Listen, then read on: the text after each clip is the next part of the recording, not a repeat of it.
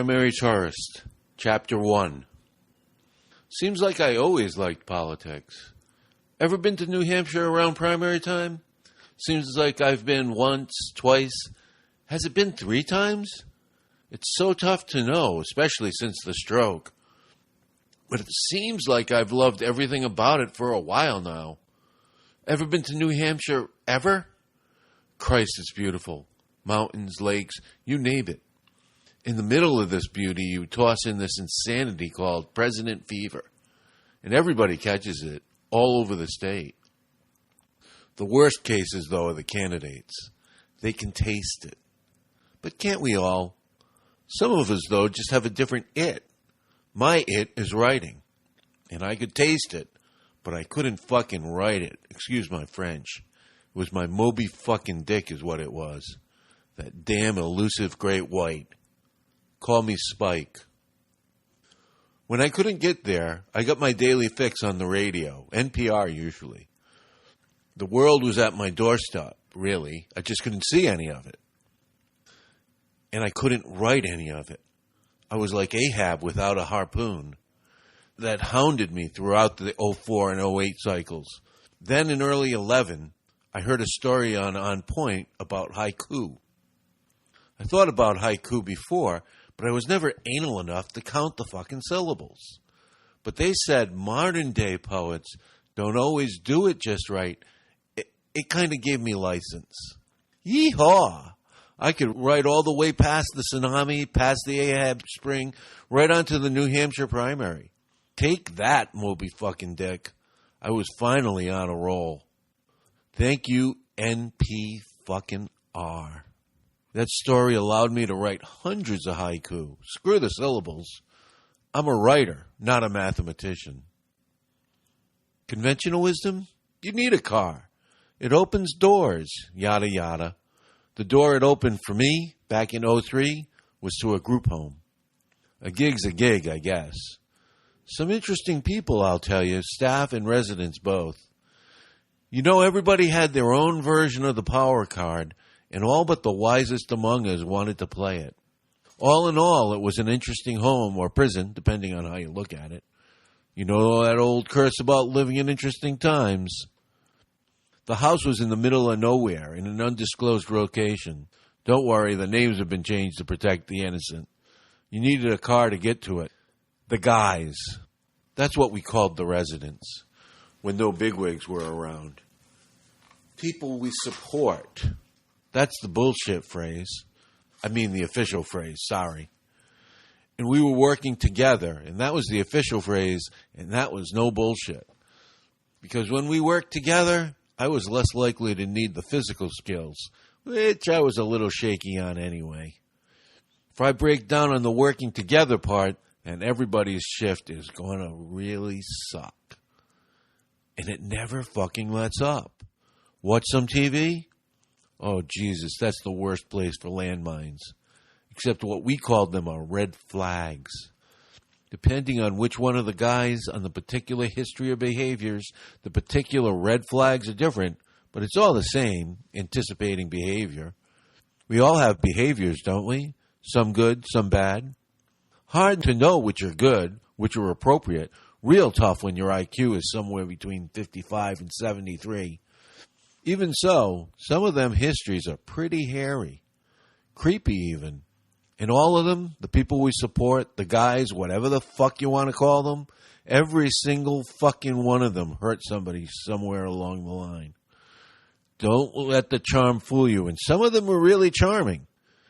It would seem like out of nowhere, but the problem usually was that staff wasn't really working with the guys. Inappropriate behavior begets inappropriate behavior. You know what I mean? Still, shit, free meals, you can't beat that. Benefits. Isn't that why people work in the first place? You know what I hated about that job? It wasn't the fact that I got confused between what's home and what's a prison. Confusion, to me, just meant you understood life. Never trust somebody that claims there's nothing to worry about or that they understood what's going on. What bugged me was that I didn't accomplish shit. No matter what I did, the guy still led a bullshit life. So it was kind of a bullshit job to me. You know, though, as bullshit jobs go, it wasn't bad. The benefits were pretty good. I got comp time so I could make my escape to the hills and mills of New Hampshire. Ishmael had the lure of the sea. I had the magic of the mountains. Ahab had his great white. I had my own. I just had to make sure my getaway car was ready for the challenge. Which it wasn't. Up to the challenge, I mean. The damn thing is, it was my own damn fault. You know, we used to drill it into the guys' heads. Action and consequence. When it happened to me, I blamed the car gods. Follow the program, we used to tell the guys. What was my fucking program? The overnights, though, I'll tell you, were sweet. I mean, basically, I was paid to watch TV and sleep. How cool is that? C-SPAN, The Road to the White House was on the tube. The evil George II, after stealing it in 2000, was going for a second term, which seemed like an opportunity for the Democrats, and all the players were right here in the living room, late at night, everyone asleep, except me. The Democrats sensed blood this time, but the Republicans, more than ever, were in control of the mechanisms of power. Diebold had promised the election to W. When the guy that counts the votes says he'll do anything he can to win the election, damn, that's a tough nut to crack. But many tired of Bush, and he did have to get close enough to steal it. Again. But this time there were those damn mechanisms of power in his control. At least it took my mind off of my depressing love life and lack of love life all rolled into one. I'd been in love with the same woman since February 23rd, 2001, but who's counting? She had never been in love with me, she says, no choice but to believe her, damn my lying eyes. One thing that was so hot about her was that she played chess, and she had the same personality, life or chess, didn't matter what game. In chess, she didn't want to see a piece go, especially the one she liked. And my style, especially after winning some material, no matter how minor, is to make even trades, thinking a pawn in the beginning of the game isn't much, but at the end of the game could become a queen. Decisive.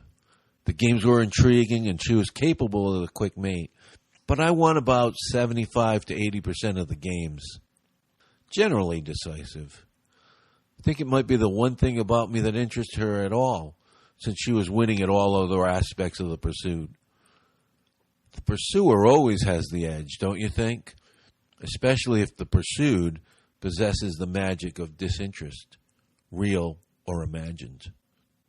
Sarah was in control of the mechanisms of power. The guys slept most of the night, but in the morning the games will start again. You'd be amazed at how easy it is to know your program if the only thing in the world that matters is your program. Even if you were cursed, or is it blessed with an extraordinarily low IQ? Or at how hard it is to know someone else's program. No matter how much smarter than them you are by the numbers. Turns out it doesn't take Einstein to push your buttons. But know your program or not, the guys still get punished if they push the wrong buttons in the wrong way.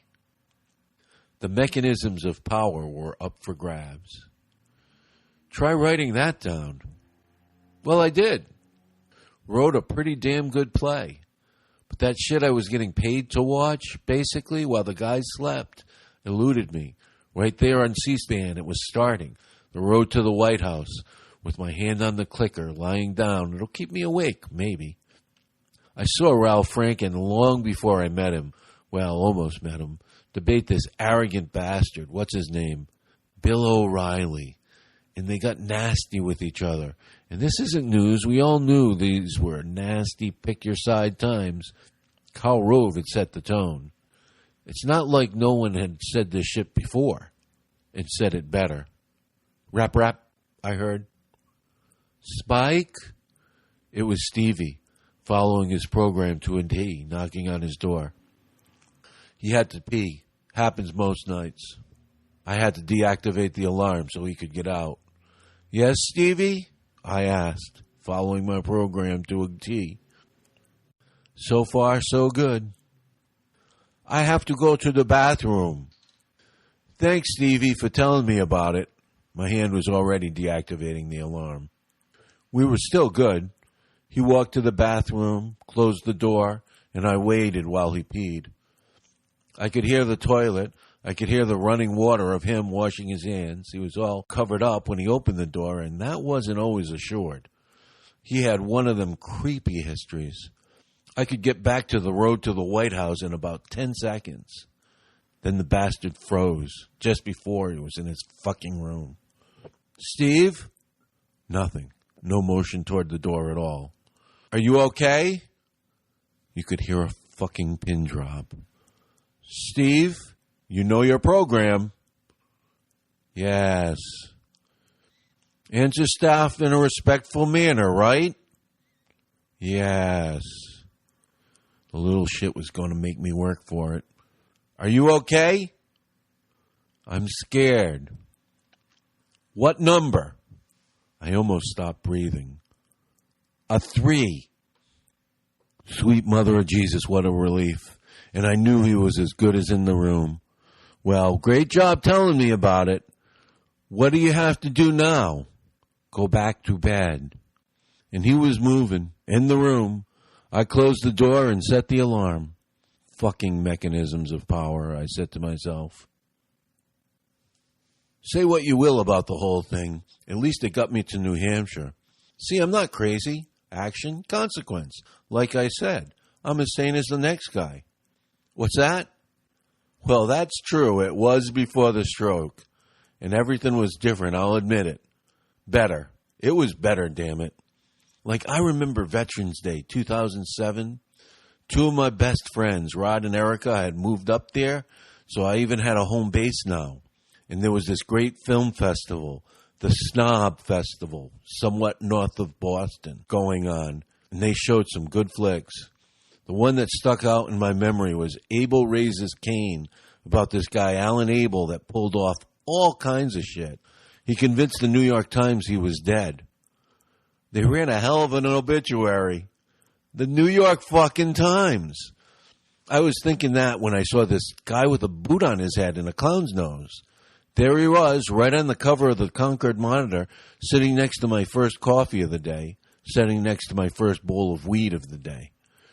As I started that coffee, Erica came down the stairs.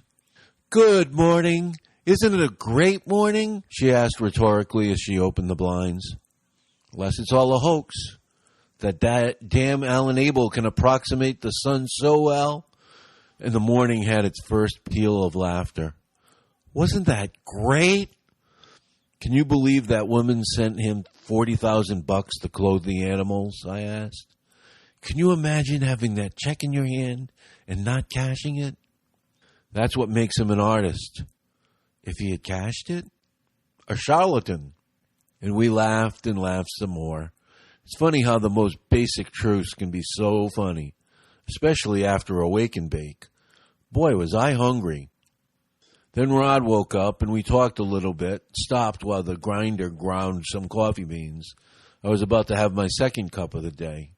I was going to need it if I was going to stay awake with a bunch of Republicans a little later. Hey, I said when we all had a cup in front of us, how far is Boscawen from here? Who's there? Erica asked. John McCain. Where is it? Why should we want to know? McCain's a bozo. You got to hand it to Rod. He never was one to pull punches, especially when he's had his coffee. About a half hour from here. He might be president. It's a beautiful drive. Erica was effervescent. Rod's goose was cooked. He was going to spend the afternoon with his wife, his best friend, and his best friend's weed. And John fucking McCain. The Veterans Cemetery on Veterans Day.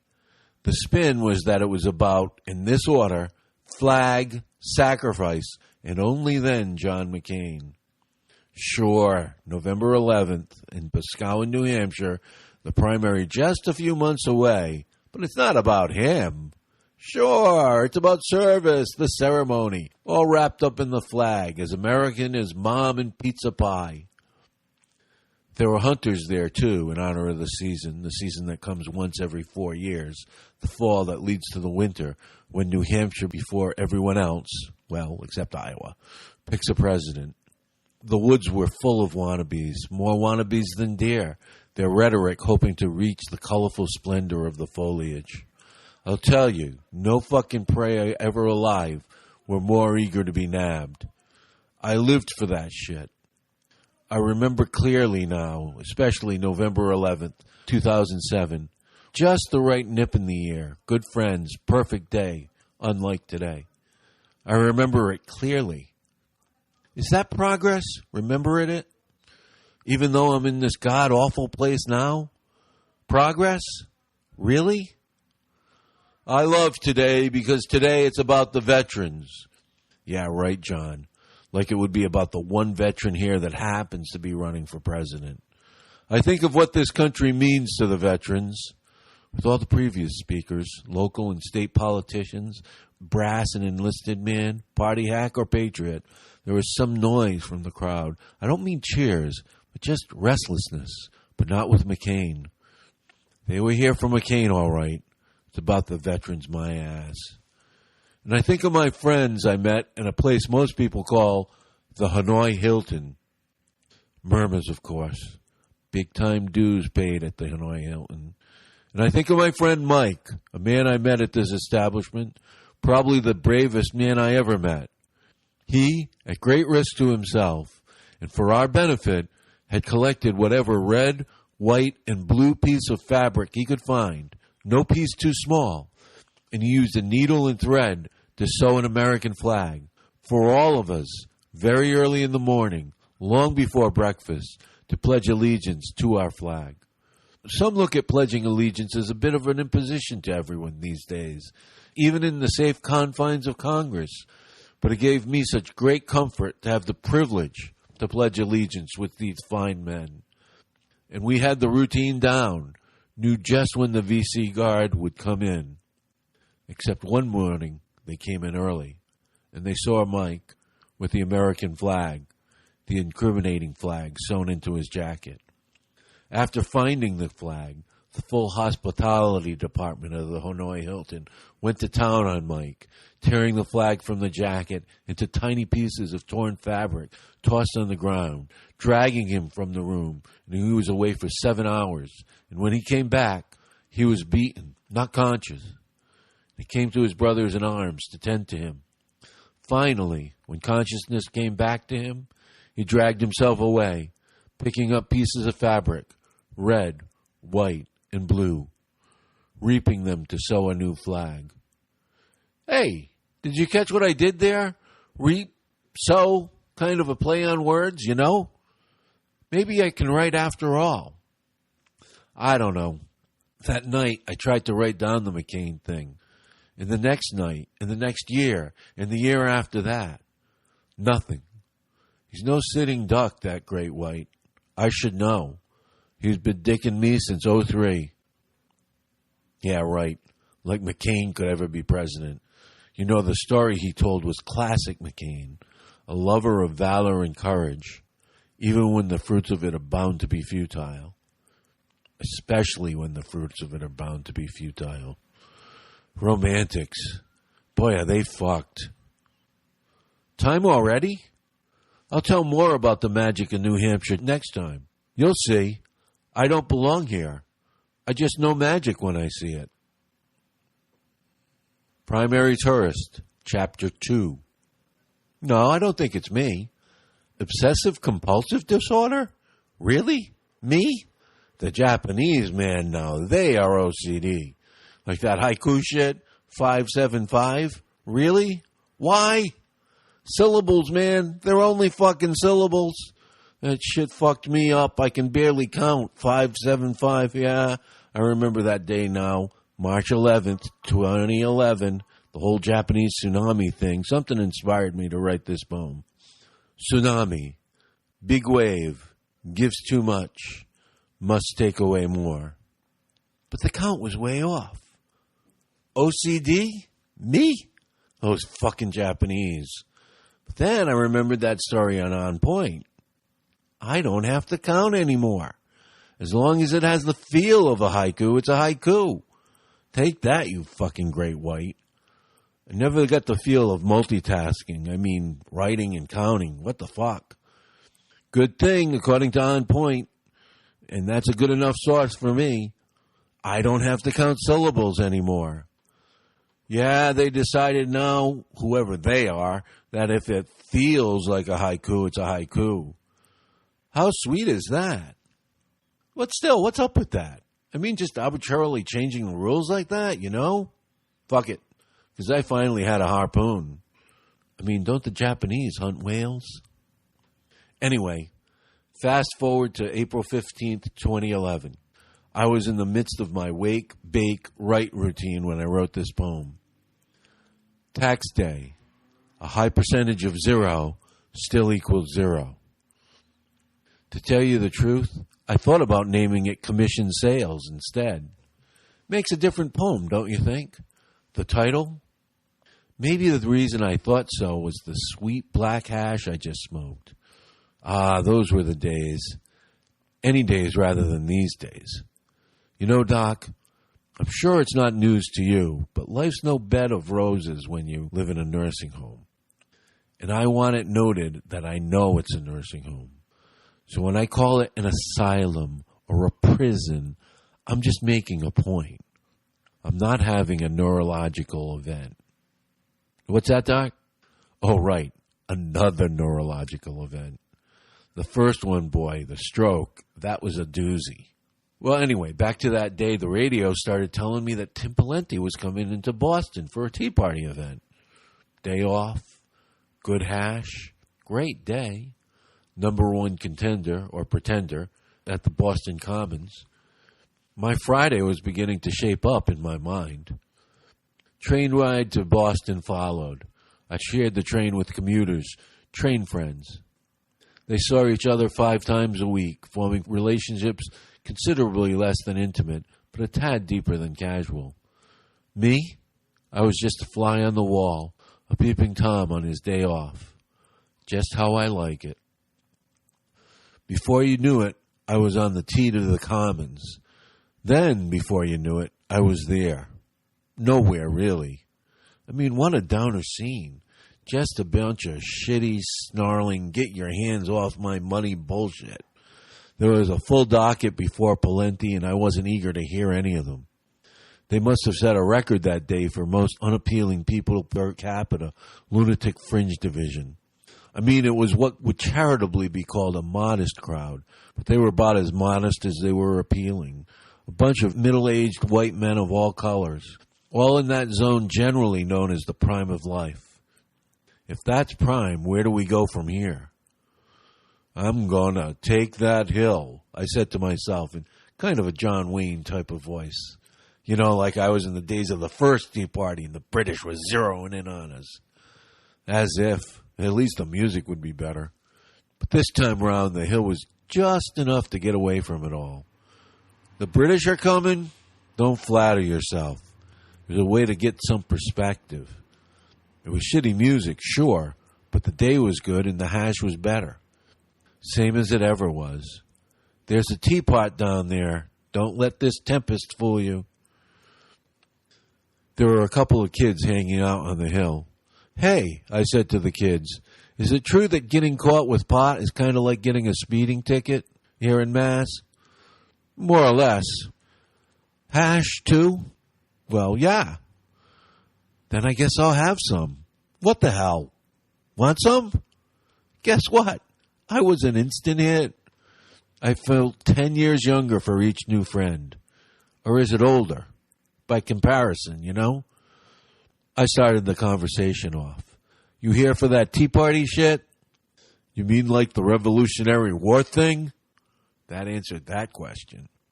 Fuck those assholes. I liked that answer better. Isn't that the same as it always was?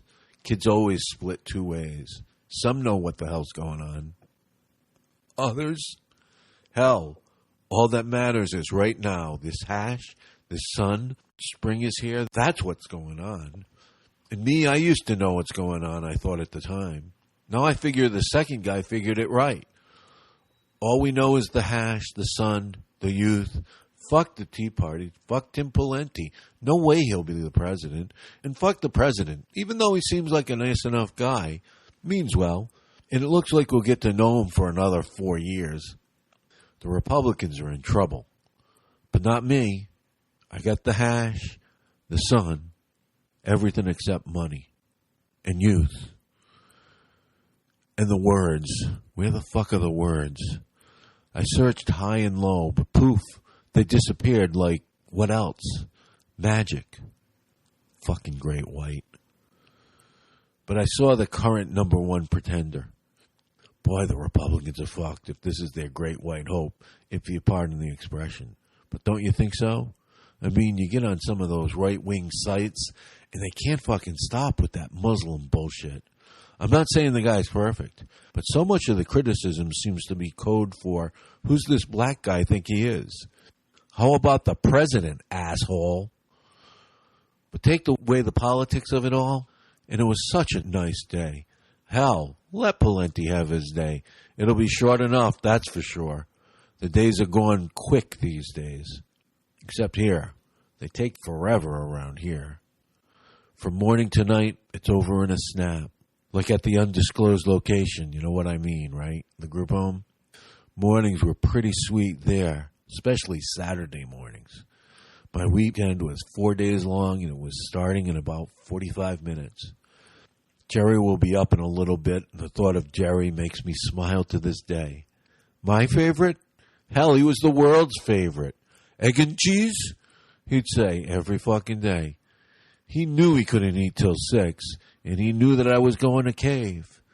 But what a fucking ride. When can you eat, Jay? 6 o'clock. But we both knew that was bullshit. Just because he's slow doesn't mean he's stupid. Around then, I'd usually notice that his shoes were on the wrong feet. Jay, switch feet. It'll take a while, but like I said, he was slow, not stupid. Funny thing about Jerry, there he was with the lowest IQ in the house, but he was loaded with charisma. Makes you wonder, what good is intelligence? I mean, I'm a reasonably intelligent guy. What good does that do in this fucking asylum? I know that's blunt, but a nursing home, at least this nursing home, Jesus, if it's not an asylum, I don't know what is. Do-do-do, do-do-do, do-do-do-do-do-do-do. That was Jerry's idea of a song. I should say his rendition of a song. He was like, what's his fucking name? Tommy Tucker. He sang for his supper. I know that's his name. I think that's his name. And that was Jay, like a fucking troubadour, singing for, well, in this case, breakfast. But you get the point. It was time. Get the pan, Jay. But first, I got to see the dance. For an uncoordinated large man, he had rhythm. Again, what good is grace if not, well, I know it sounds crazy, but magic. What else? I mean, he's missing teeth, for Christ's sake. But what does it matter? He's got the magic. I can go on and on about him, but then it was kind of like a race that I leave before the other guys woke up. Then there's a 20-minute ride. Then I can sleep. Then, oh God, and then my weekend starts. And it was better than even money that Sarah was in my plans, and chess, and what beats that combination? It was a beautiful day, the sun shining, warming things. Spring, hell, nothing beats spring. And I thought of legs, legs, Sarah's legs. Oh God, what incredible legs. And then I didn't succumb to the fatigue from the sex that, let's face it, I already knew wasn't going to happen. All the more beautiful. Then the car door slams. I'm home. Didn't fall asleep at the wheel. Not that time. Not yet. Dead to the world sleep. My own private, sometimes hell, more frequently heaven. 5 hours was almost enough sleep. Ring, ring. Hi. You're early. Sarah. The day had just begun. The weekend had just begun. My life had just begun. In the blink of an eye, I'm showered, dressed, in the car. One more blink and I was there. And Amy Mann was there singing. And mostly Sarah was there. And Chess was there. And I almost dominated at chess, and the almost was best, because then there was hope. Save me, Amy Mann sang, but I didn't want to be saved. Checkmate, I said again and again. The clock told us that the night was over. Again I say, where'd it go? Magic, I'll tell you. What? Already? They're stealing it, man. They're stealing our time.